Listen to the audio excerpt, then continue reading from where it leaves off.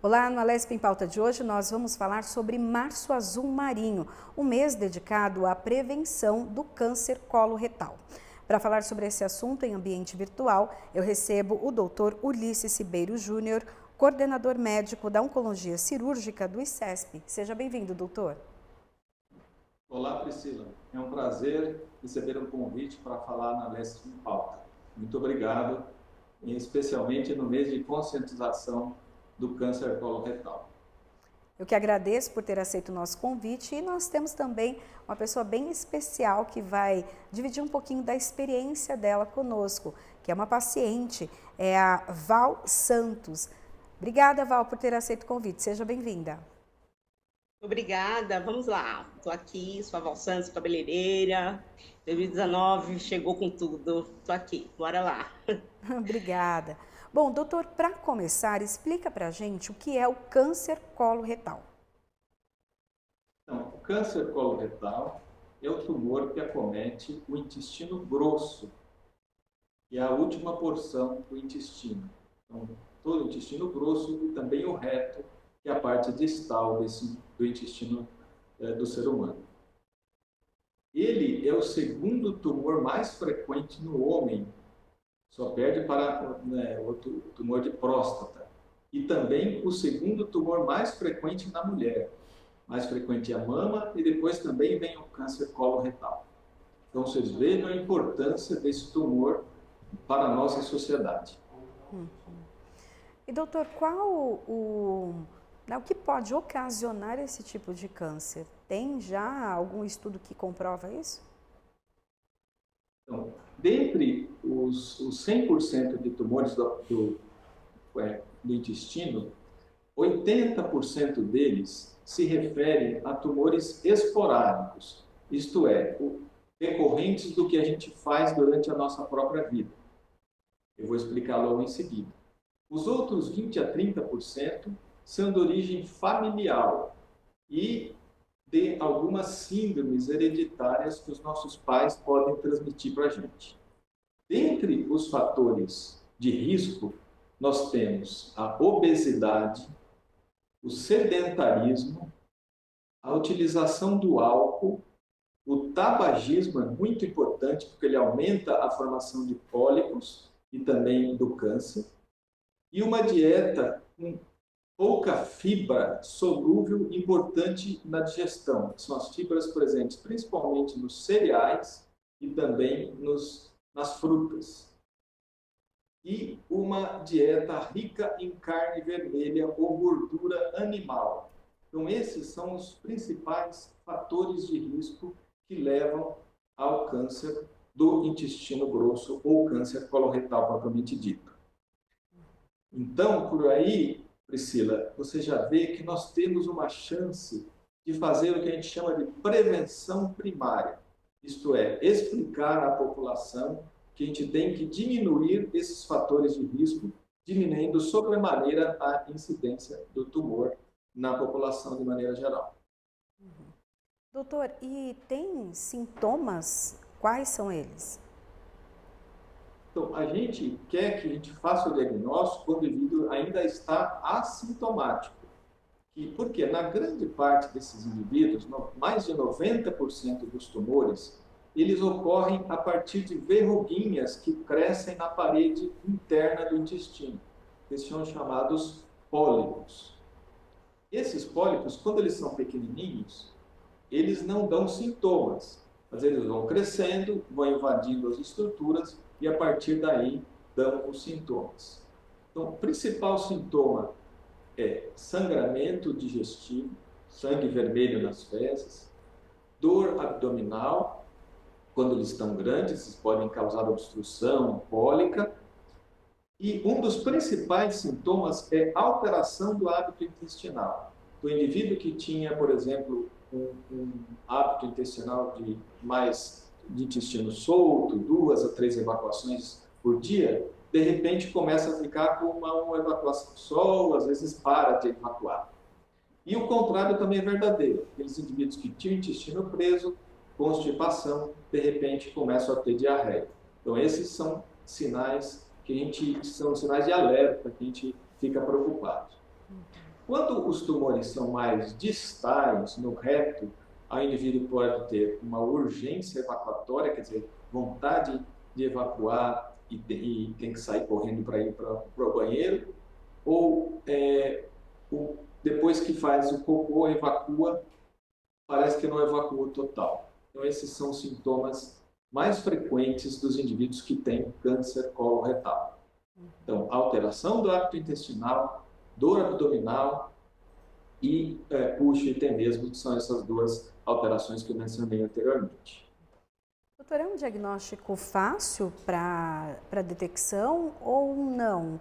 Ele pode se confundir com outras coisas? O diagnóstico diferencial, ele pode ser feito com várias doenças abdominais, mas a gente sempre prefere fazer o diagnóstico o mais precoce possível. Existe uma possibilidade de rastreamento populacional do câncer coloretal, que é feito a partir de teste de sangue oculto nas fezes.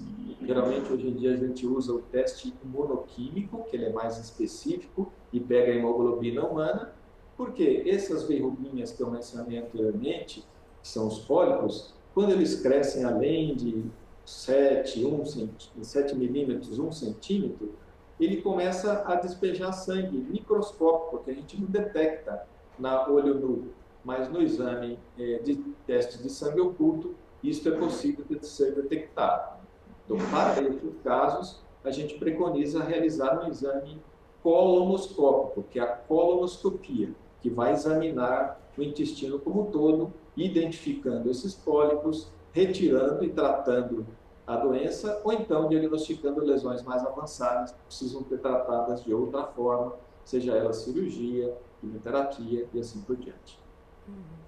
Bom, agora a gente vai chamar a Val aqui para a nossa conversa. Val, conta um pouquinho a tua experiência, então, em relação a essa situação. Bom, no meu caso é totalmente o oposto. Eu sou uma pessoa eu tenho atividade florada, eu praticava polidense, dança do ventre, faço caminhadas e alimentação correta. Então, para mim foi um susto, né? Quando eu fui descoberta que eu comecei a passar mal, eu só vomitava. Eu não tinha vontade de ir no banheiro, era só vômito, vômito. E aí, quando eu fui socorrida para o hospital, e aí foi onde começou a fazer os exames e que foi descoberto esse tumor, né? E era casa de cirurgia. E foi aquele baita susto, né? Eu tive que usar a bolsinha de colostomia, que é uma coisa também, foi uma novidade, um susto para mim, para todos da minha família. E graças a Deus eu fui bem assessorada, tive um acompanhamento com doutores, né, com o pessoal do ICESP. E aí eu fiz meu tratamento e graças a Deus eu tô aqui, né? Então é uma coisa que eu não consigo entender pelo fato de eu ter o esporte na minha vida, a alimentação, bastante água, tudo que o tabagismo não costumo, não fumo, não bebo. Então tudo aquilo que eu não faço aconteceu na descoberta desse câncer, que me deixou meia, né, tipo, opa, tem alguma coisa de errado. Mas eu mesma me estudo, né? Foi bom para mim que eu estudo, que eu continuo fazendo todas as minhas atividades, não parei, só durante o meu tratamento, e eu tento me descobrir cada vez mais, porque a alimentação continua, e aí eu tento entender o porquê que eu fui a causadora de receber esse diagnóstico, né? Colo de útero, né? Intestinal. Uhum. Ô Val, na sua família teve alguém com um problema semelhante? Não. Agora que apareceu um primo meu, mas o dele é nos ossos, né? Agora que apareceu, logo depois que foi descoberta, o meu, e aí veio o meu primo que foi descoberto, mas é o segundo caso do meu lado, né? Do meu lado, eu sou a primeira, e do meu primo, que faz parte do meu tio, que é irmão da minha mãe, e são os únicos da família. Doutor Ulisses, isso acaba até deixando o diagnóstico um pouco tardio, né? Porque se não há casos na família, até o que a Val falou, a questão foi aqueles dias ali, vômito, passando mal, aí foi para o hospital, não tinha nem sintoma. Eu sinto muito saber da história da Val, né? Mas o importante é que ela está bem, isso é o que a gente quer com o doente, né? E a Val teve um quadro que começou com um quadro de obstrução intestinal. Quando o tumor cresce, ele infiltra a parede e fecha a lúmen. Então, o intestino não consegue eliminar o bolo fecal à frente. Então, o indivíduo começa a ter náusea, é como se fosse um represamento do rio, né? O rio não consegue descer, ele vai ficando inchado para trás. É a mesma coisa com o intestino. E aí o indivíduo começa a ter náusea, vômito, e não é infrequente ter que ser operado de urgência. Quando é operado de urgência, na maior parte das vezes há necessidade de se ficar com uma bolsinha, o que a gente chama de uma colostomia ou de uma ileostomia, porque são casos mais complexos e que não tem preparo intestinal, uma série de coisas. Então, por isso que a Val teve que ficar com a colostomia no primeiro momento, tá certo? Com relação aos fatores de risco em si, eu lembro que 80% da população vai ter relação com aqueles fatores. Os outros 20% vão cair em alterações ou mutações no código genético que favorecem o aparecimento do tumor. Em 20% das vezes, a gente não é o primeiro caso da família, infelizmente. Então, como a Val não tinha nenhum fator de risco, não tinha nenhuma história familiar, e às vezes acontece realmente. E por isso que todo indivíduo, independente da história familiar, independente do quadro clínico, ele deve fazer o rastreamento quando chega ao redor. A gente preconiza 50 anos no Brasil, porque a incidência abaixo disso ainda é pequena, mas nos Estados Unidos já preconiza-se fazer a colonoscopia ou o teste de sangue oculto com 45 anos de idade.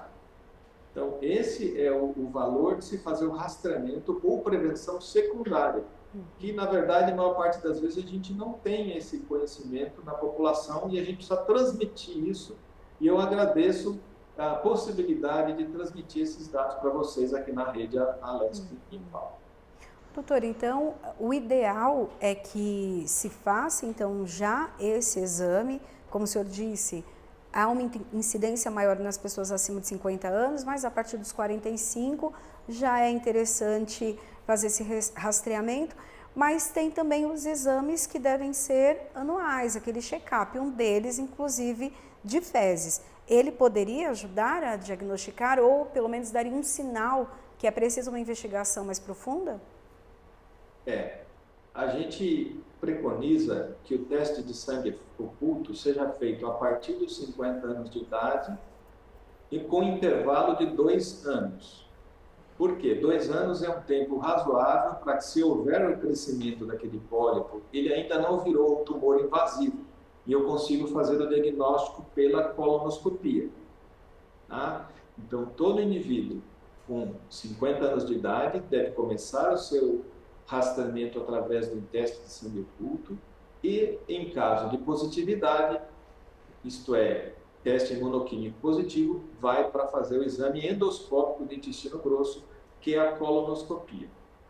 O ideal, e principalmente aí nós temos o rastreamento que é chamado oportunístico e o rastreamento populacional. O que é oportunístico? Vamos supor que a Val vai no meu consultório e aí eu olho, Val, você está com 48, 50 anos de idade, é melhor nós fazermos uma colonoscopia para avaliarmos o seu intestino.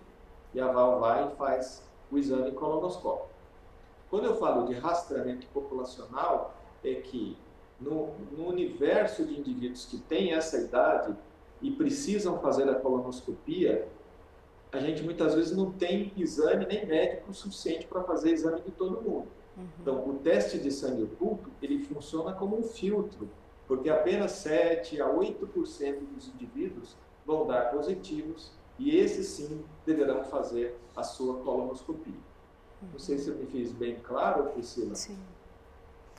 Foi sim, doutor. E até eu queria ver com a Val como era o procedimento dela até antes. A Val comentou que tinha ali hábitos saudáveis, tanto de alimentação quanto esportivos, mas como que era a sua questão também com os médicos, né? De ir fazer exames, você fazia periodicamente, como era? Não, eu não fazia, a não ser o ginecologista, né? Ginecologista, nutricionista, que eu sempre gostei de cuidar da minha saúde. Então, em relação a outros médicos, assim, eu nunca procurei, porque eu era saudável, né? Tinha uma vida saudável, acordava, praticava minhas atividades, ia trabalhar, vivia a minha vida normal.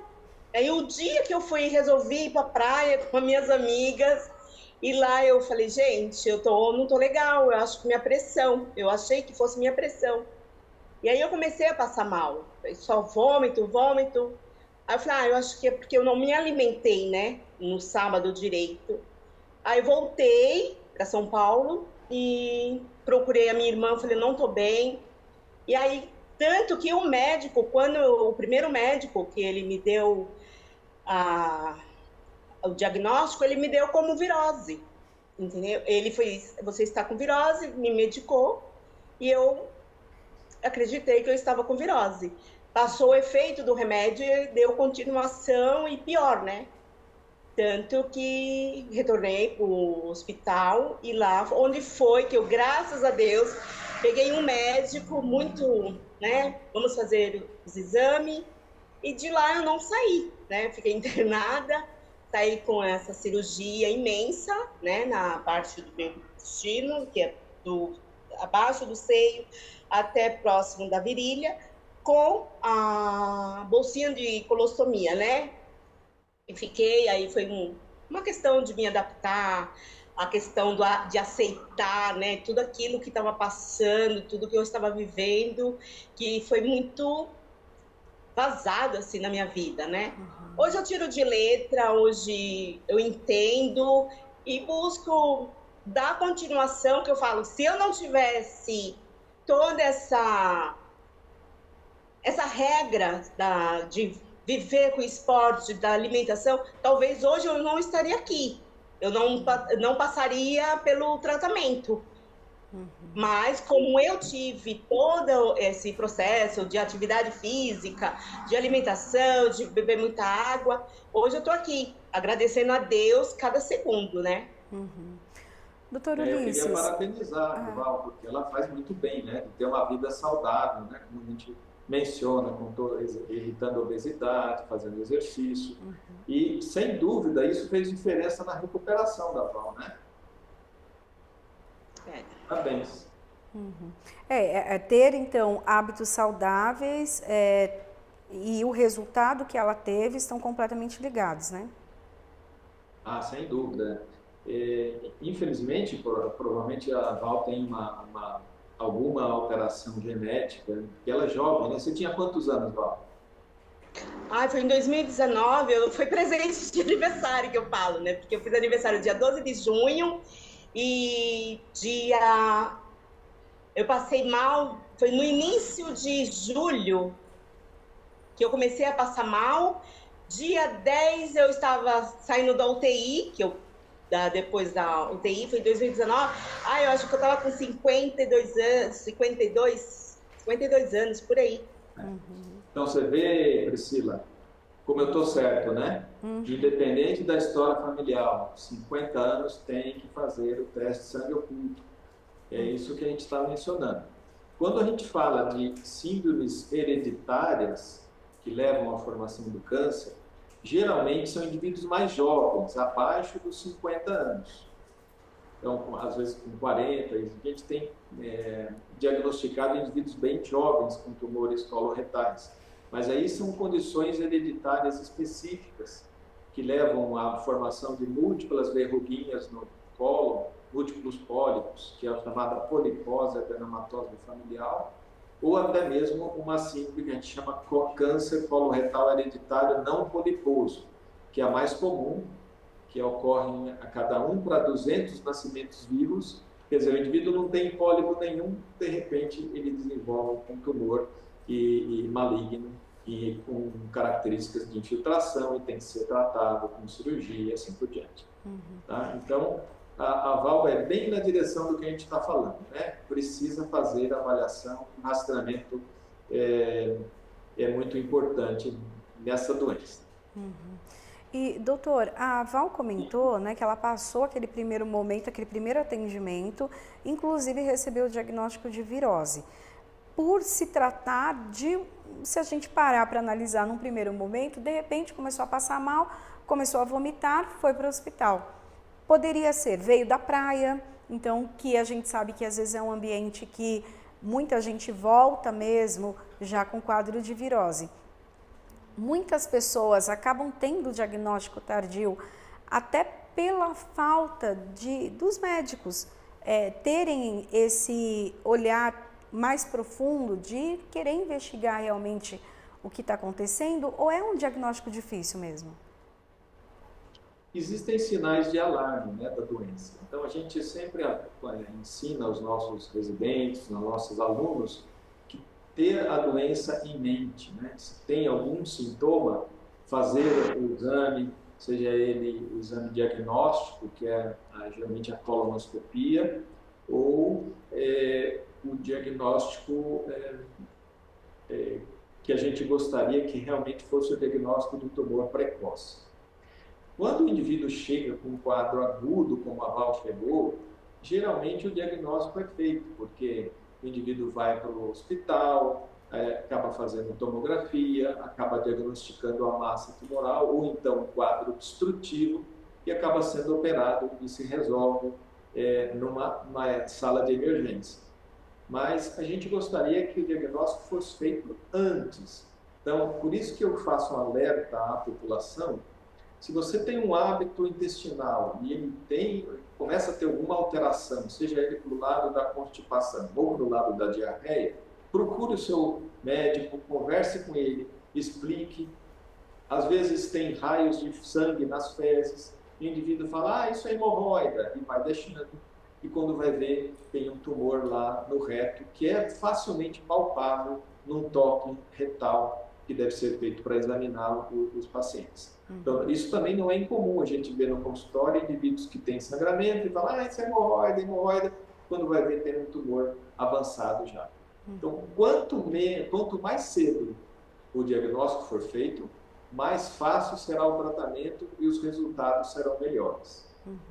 Doutor, o senhor deixa um alerta muito importante aqui, que era inclusive a minha próxima pergunta em relação às hemorroidas. Tem gente que já está com esse problema, então já sente dores ou está com alguma situação de constipação e vê sangue ali nas fezes, fala normal porque eu estou com esse problema, já estou com essa doença. Não, é preciso fazer uma investigação então mais séria.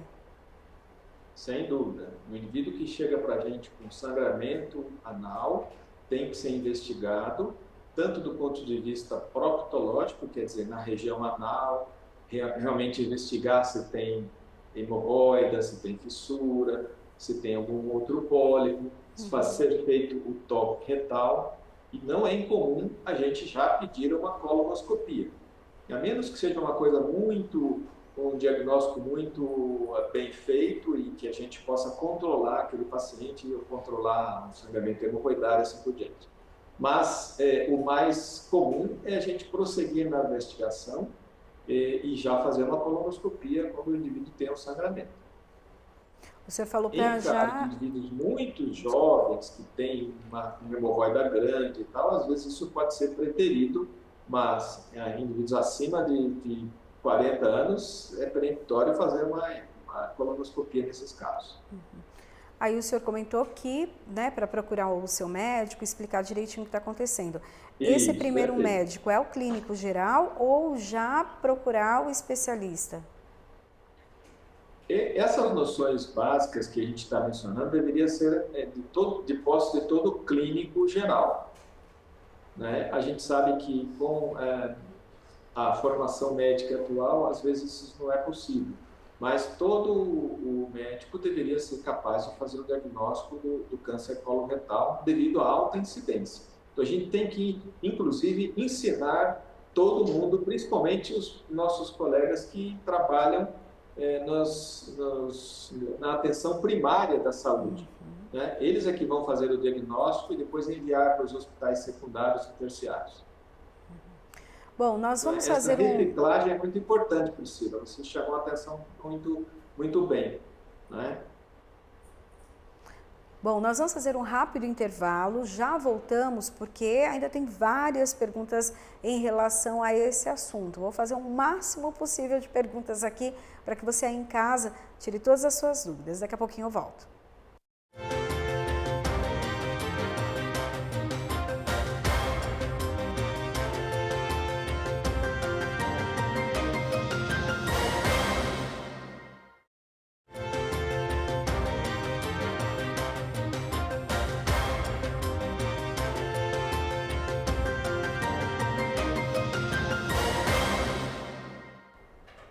Estamos de volta com a Lesp em Pauta, hoje falando sobre Março Azul Marinho, que é um mês de prevenção do câncer coloretal.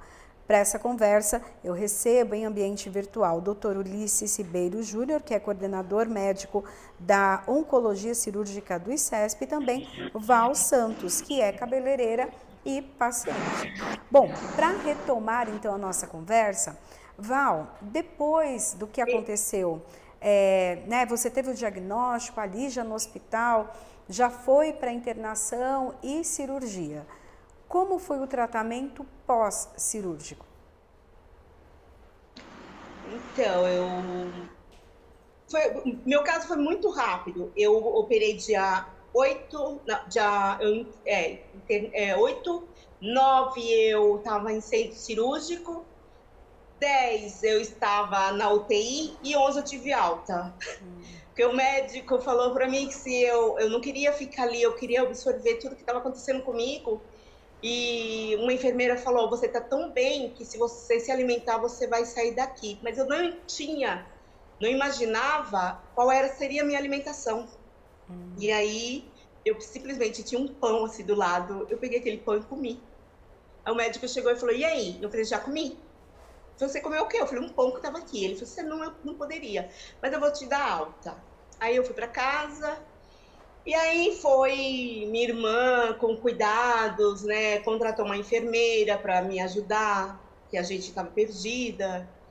E aí a enfermeira também, que é poucas que entende, a gente foi se descobrindo aquele momento, né? Todo mundo, a enfermeira, minha irmã, eu. E a gente ali foi indo. Aí tive a opção, tinha 3 hospitais para mim ir para o tratamento, né? Quando foi descoberto mesmo que saiu o tumor, né? Que era câncer, aí vieram 3, a assistência social falou 3 hospitais. E na hora eu fechei meus olhos e eu só pensei no ICESP. E graças a Deus eu caí no ICESP, peguei uma equipe maravilhosa, que me deu todo o carinho, que esse momento é o que mais que a gente precisa, né? O carinho da família e os médicos, né? E eu peguei, foi muito assim, teve uma hora que eu queria desistir, porque é muito intenso, é difícil, entendeu? Quem passa, imagina e sabe o que eu estou falando.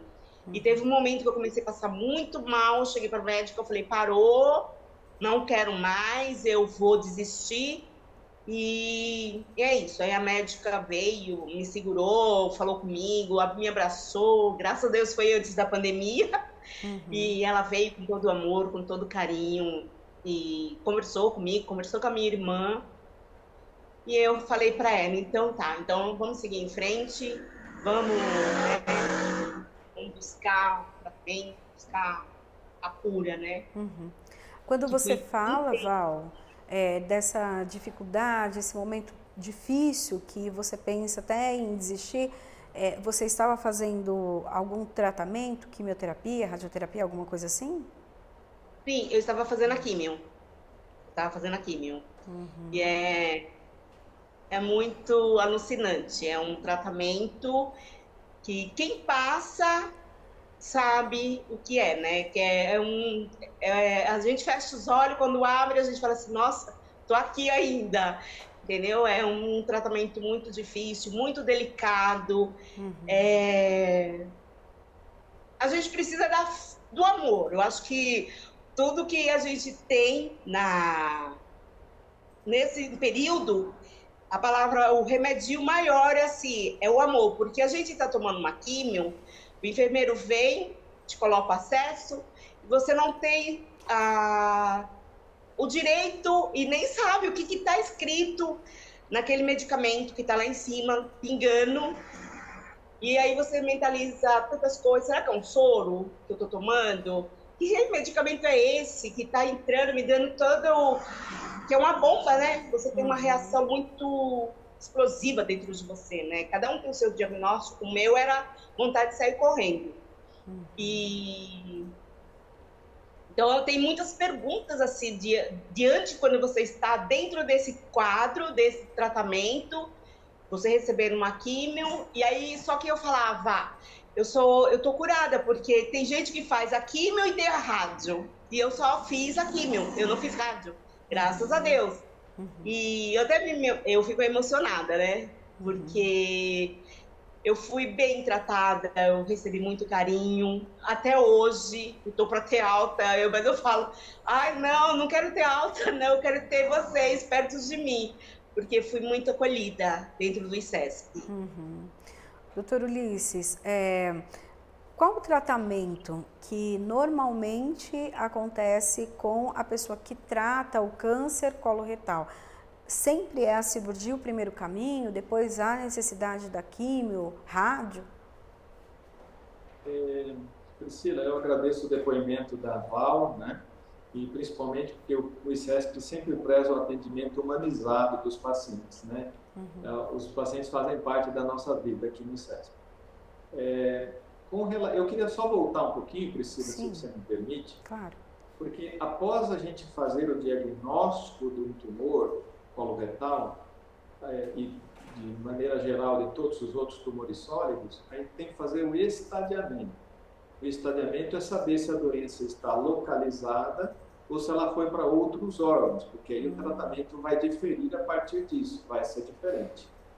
Então, de maneira geral, no tumor coloretal, a gente faz uma tomografia de tórax e uma tomografia de abdômen, que é para ver se a doença está localizada no intestino ou se ela está em outros órgãos, por exemplo, fígado, pulmão e assim por diante.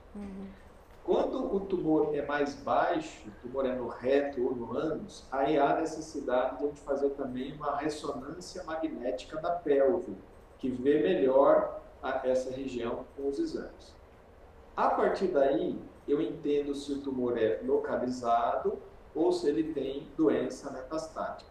Se ele é localizado ou se ele foi operado, por exemplo, de urgência, nesses casos, geralmente o primeiro tratamento é a cirurgia, com a retirada do tumor.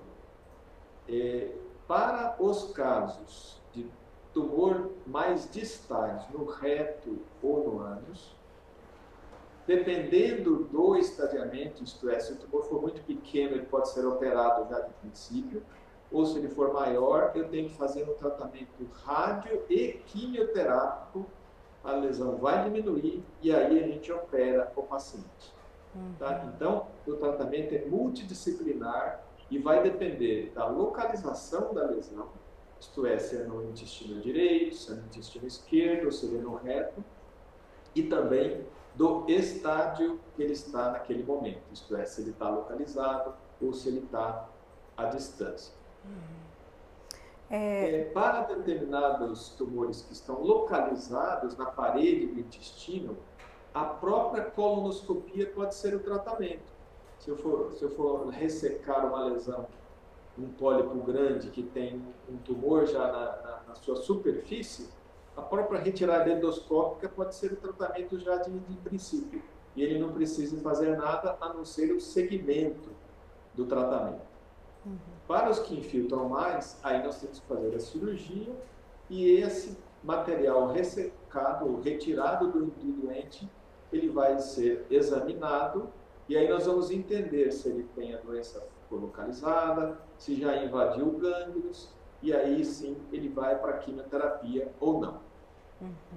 Doutor, o senhor falou, né, da questão da humanização, atendimento diferenciado, né, enxergar o paciente como indivíduo. A Val deixou isso muito claro para a gente, o quanto que é importante, né, receber uma notícia dessa, um diagnóstico desse não é fácil, mas ter uma rede para poder falar para a pessoa, olha, faça, né, esse tratamento, vai dar certo, a cura.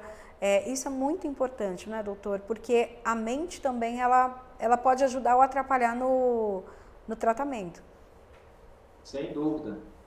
Esse acolhimento que a Val falou é muito importante, porque o doente se sente, perdido, né? Tem tumor, tem que fazer um tratamento que muitas vezes leva a sintomas, né, como náuseas, mal-estar, fraqueza, né, Val? O indivíduo sente muito fraco, não tem vontade e energia para fazer algo a mais no dia. Então, quando você tem um apoio do hospital, dos enfermeiros, dos técnicos, fisioterapeuta, dos médicos, isso faz uma diferença brutal. E foi pensando assim que a gente já montou o ICESP lá desde o princípio, em 2008, pensando no acolhimento do indivíduo e como tratá-lo melhor. É lógico que todo hospital grande pode ter falhas, mas a gente procura minimizá-las com esse atendimento personalizado, que cada médico atende o seu paciente, conhece o seu doente, e sempre que possível ele vai sempre atender o mesmo doente.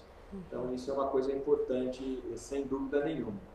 E fora que se o doente sabe e ele entende o que está acontecendo com ele, e ele sabe que ele vai ser protegido ou vai ser atendido, ele também diminui a angústia e melhora o tratamento, não é, Val?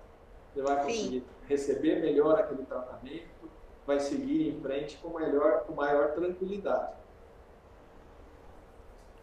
Pode até falar, Val, em relação a isso, né? Quando você tem informação, as pessoas explicam, né? Com cuidado, com atenção, com amor, como você mesmo disse, isso faz diferença, né? Principalmente que você ainda teve que ficar com uma bolsa de colostomia, uma coisa que não fazia parte, né, da tua vida nem da tua rotina. Sim.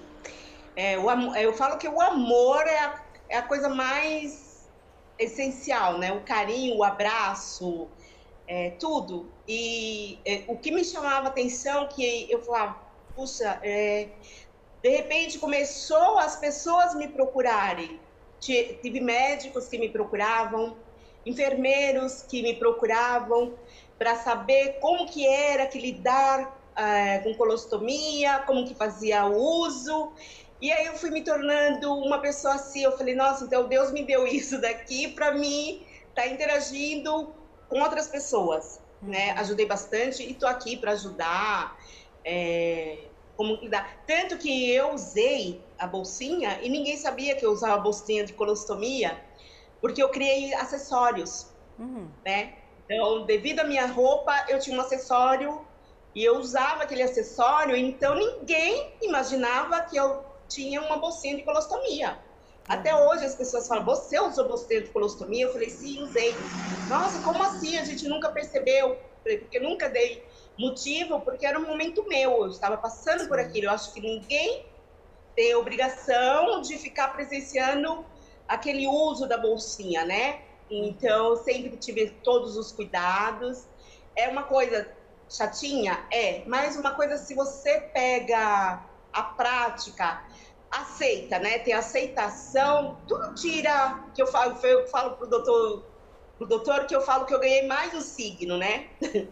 Eu sou de Gêmeos e ganhei o Câncer. Mas é uma coisa assim, que você começa a lidar, né? Você começa a ter um outro ponto de vista. Teve um médico que me ligou que o pai dele estava usando bolsinha de colostomia e ele não sabia lidar. E aí eu fui até ele, ensinei, mostrei para ele que a limpeza, a higiene, como que tinha que fazer. E ele me agradeceu tanto, então eu me senti útil e estou me sentindo útil, porque muita gente... Hoje as pessoas já estão mais com informação, né? Sim. As pessoas buscam ter a informação e tá ali. Mas geralmente as pessoas me procuram para perguntar para mim como que é, como que deixa de ser, o tempo, e é isso. Eu passei por essa experiência e não foi nada fácil, mas eu aprendi muito, né, com a vida. Aprendi a valorizar mais ainda a minha vida, meu hoje. A minha, tudo que eu faço, eu agradeço. Eu não consegui fazer, entendeu? Hoje eu estou dedicada, deixei um pouco o polidense. Hoje eu faço dança do ventre, estou me apresentando. Essa semana eu tenho 3 apresentações, então eu tô assim.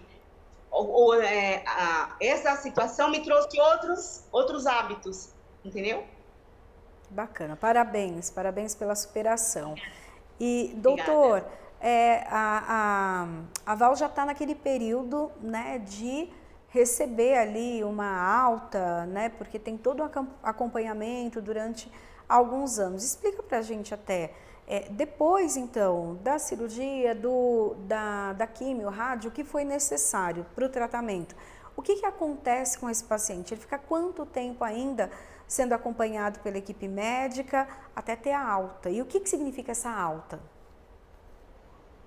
Então, o doente que tenha um tumor coloretal, ele deve ser seguido bem de perto, principalmente nos 2 primeiros anos, através de consulta clínica e também exames de imagem, por exemplo, tomografia de abdômen e de tórax e alguns exames de sangue. Isso principalmente nos 2 primeiros anos. Mas o procedimento mais importante é até os 5 anos pós-operatório, porque é onde tem maior risco de voltar o tumor. São nesses primeiros 5 anos, principalmente nos primeiros 2, mas no caso do câncer do intestino até os 5 anos. Então, por isso que a gente segue de perto os nossos pacientes, e porque em caso de retornar o tumor, geralmente a gente consegue ainda tratar esses indivíduos, seja com cirurgia ou com outros tratamentos. Porque tem tumores que, mesmo que você siga, muitas vezes eles são agressivos e você não consegue fazer muita coisa no ponto de vista de cura dos doentes. Com relação ao câncer coloretal, isso é possível mesmo se houvesse retorno da doença, né? E eu queria agradecer a Val por esse depoimento e por toda a ajuda que você está dando também para os nossos outros pacientes aqui no Unicesp, né, Val? Muito obrigado. Eu estou aqui para ajudar, né? Ajudar o próximo, né? Eu acho que do mesmo jeito que eu recebi o acolhimento, eu acho nada mais justo do que eu retribuir isso, né? Acolher a pessoa nesse momento, né? Muito bom. Viu, Priscila? Então, aqui a gente no Unicesp segue muito de perto esses pacientes até os 5 anos. Depois eles podem receber alta, de acordo com cada caso, e são seguidos no ambiente de atenção primária e secundária durante o resto da vida. Precisa seguir. Então, esse tipo de câncer é um câncer que tem cura? É uma alta taxa de cura? Como que funciona, doutor? Então, se você pegar no começo lá, como eu falei, quando a gente faz a colonoscopia de rastreamento, é acima de 95% de cura. É lógico que com o passar com o avançar do estádio, se ele tem um tumor mais avançado, com metástase em outros locais, isso diminui até 40%, 50% nos estádios mais avançados. Mas, de maneira geral, são tumores curáveis, principalmente, como eu estou mencionando várias vezes, eu estou ficando repetitivo, mas é que eu quero que a população entenda que quanto mais preventivo for, mais cura vai ter. Então, diagnósticos precoces levam à cura na quase totalidade dos casos. Se deixar mais avançado, aí lógico que o número de doentes curados diminui. E doutor, até dentro dessa linha que o senhor falou agora, de prevenção, nós temos um projeto de lei em tramitação aqui na LESP, é o projeto de lei 283 de 2021, de autoria do deputado Carlos César, do PL, que institui o Programa de Conscientização do Câncer de Cólon e da importância da colonoscopia para sua prevenção e diagnóstico precoce. Ou seja, até essa discussão que o senhor apresenta para a gente como uma forma de prevenção, evitar que os casos sejam diagnosticados já tardiamente, é uma discussão que está aqui dentro da Alesp. Eu queria até a opinião do senhor em relação a isso. Não só na Alesp, mas também no governo federal existe uma discussão sobre isso. E a gente, só fazendo um contraponto, Priscila, a Europa ocidental, quase todos os países já fazem rastreamento para câncer coloretal. Na Europa, o mais comum é o teste de sangue oculto e os casos positivos vão para a colonoscopia. Nos Estados Unidos, o rastreamento é feito já com base na colonoscopia de imediato. O americano prefere, na maior parte das vezes, já indicar a colonoscopia a partir, como eu falei anteriormente, de 45 anos de idade. A cobertura não é completa, mesmo lá nos Estados Unidos, porque muitas vezes as pessoas têm medo de fazer exames e participar do rastreamento, mas é o que cura a grande parte dos nossos doentes. Então, o rastreamento é importante. Eu acho que isso é muito interessante ter essa discussão na Alesp e, quiçá, a gente tenha uma lei aí que obrigue a todo mundo a fazer o rastreamento para o câncer coloretal. Eu gostaria de viver ainda essa fase, porque realmente é uma busca. Nós fizemos um trabalho na zona leste da cidade com um professor aqui da faculdade e na verdade foram vários professores aqui da USP, e nós utilizamos um teste de sangue oculto em 10 mil pacientes.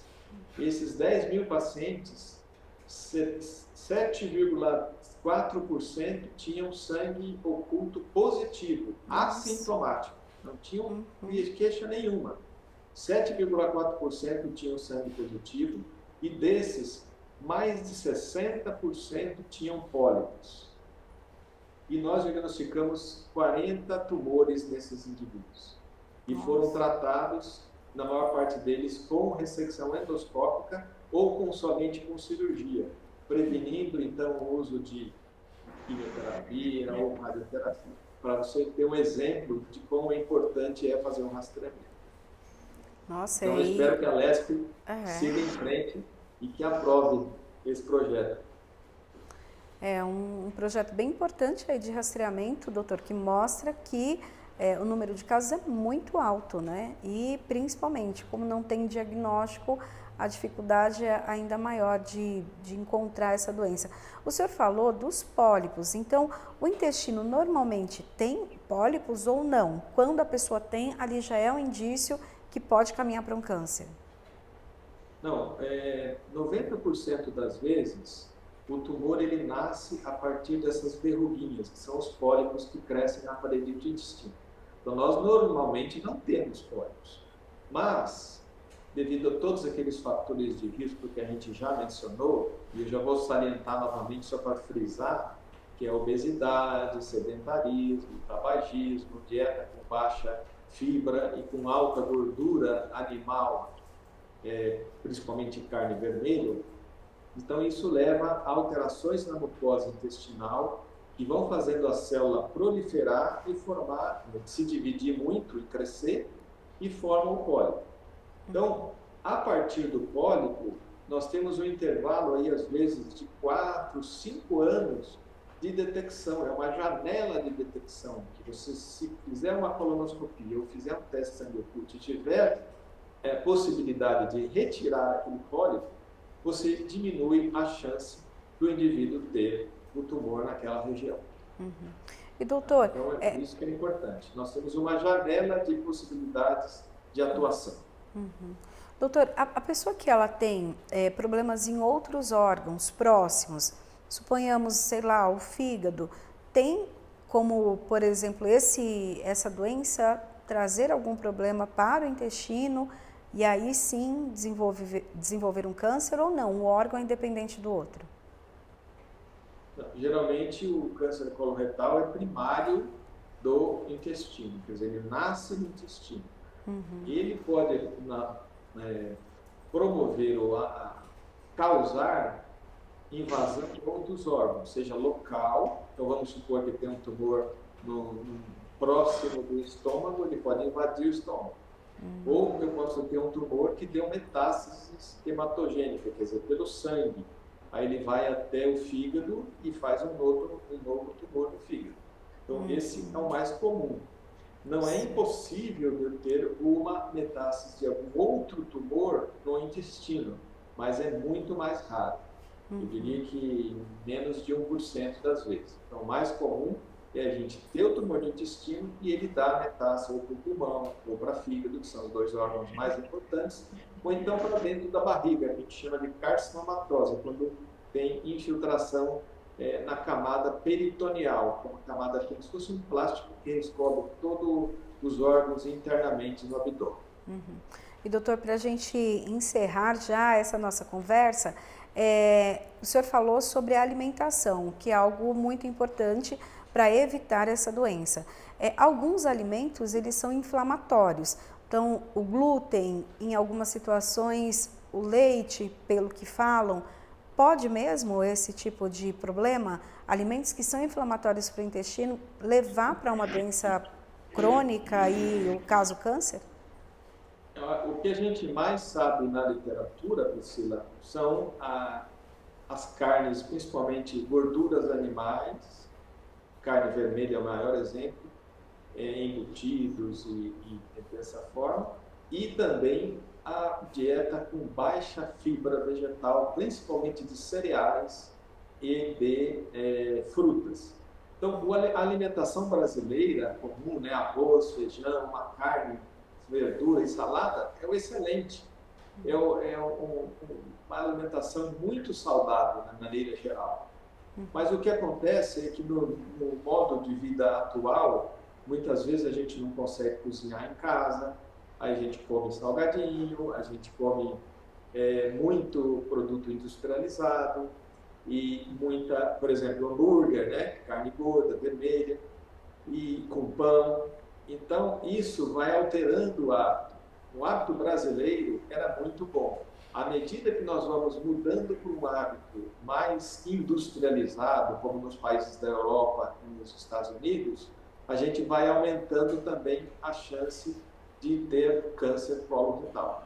Então, por isso que o número de tumores hoje é muito maior do que nós tínhamos antigamente. Então, a gente está comendo pior. O ideal seria nós almoçarmos, comer o nosso arrozinho, feijão, etc., e com fibra, né? E o que a gente está vendo a gente vai modificando os hábitos de acordo com o nosso meio de vida, e isso também favorece o aparecimento de tumores na maior parte das vezes. Diferente do que aconteceu com a Val, né? Sim. Sim, verdade. Eu até quero aproveitar, Val, deixar a palavra com você, mas já agradecer. Eu conversei com o Val Santos, cabeleireira, uma pessoa que venceu aí o câncer, né? Passou por essa situação e mostra pra gente que há vida depois, né, de toda essa situação. Parabéns, Val, pela sua resiliência. Obrigada pela oportunidade de levar isso a mais pessoas, né, para ter consciência, né, daquilo que o doutor falou, cuidar da alimentação, buscar o exame, né, não ter vergonha, né, que as pessoas hoje em dia têm vergonha, né, não tenha vergonha, explica para o médico, chega para ele, né, vai buscar a alimentação, busca uma nutricionista, um onco, qualquer segmento para as pessoas e buscar que é válido, né, a gente está tendo a oportunidade de ter a chance de fazer um exame, de se cuidar, para depois, quando acontecer, não é tarde, né? Não dá tempo de lutar. E eu busco orientar sempre, eu tenho minhas clientes, eu estou sempre passando orientação, estou sempre na rua, estou fazendo caminhada, eu estou sempre chamando a atenção das pessoas, que é a única coisa que eu posso estar dando esse alerta, né, para as pessoas acordar para a vida, se cuidar mais, né? Verdade. Obrigada, Val. Agradeço também o doutor Ulisses, Ulisses Ribeiro Júnior, que é coordenador médico da Oncologia Cirúrgica do ICESP. Doutor, muito obrigada. Muito obrigado, Priscila. Agradeço imensamente o convite novamente. Agradeço a Val pela sua participação e esse brilho que ela tem, né? Transmite para a gente. Foi um grande prazer, Val, viu? Obrigada, e doutor. agradeço a todos os telespectadores que nos ouviram e nos viram aí nesse dia. Muito obrigado. Obrigada por você estar sempre me colocando, né, nos seus projetos. E é isso, a gente tem que, né, alertar as pessoas, né? Exatamente. Obrigada, gratidão. Obrigada. Bom, então a Alesp em Pauta fica por aqui. A gente se encontra na programação da Rede Alesp. Até o próximo programa. Tchau, tchau.